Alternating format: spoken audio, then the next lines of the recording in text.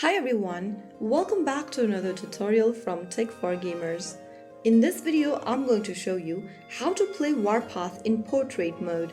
If you want to enjoy the game comfortably on your mobile device without rotating your screen, then playing in portrait mode is a great for one-handed gameplay or for users who prefer vertical orientation.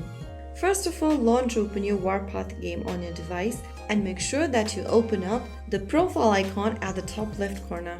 From the Commander profile page, click on Options at the bottom right and then click on General. Under General, scroll down to Screen Settings and tap on Lock Portrait Mode. Soon after you do that, you will be able to play Warpath in portrait mode.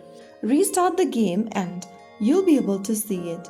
Playing the portrait mode can change the way maps and controls appear, so take some time to adjust. So that is how you easily do it. You can now easily play Warpath in portrait mode for a more comfortable gaming experience. If you found the video helpful, don't forget to like, share and subscribe to our channel. I will be back again in the next episode. Thank you for watching.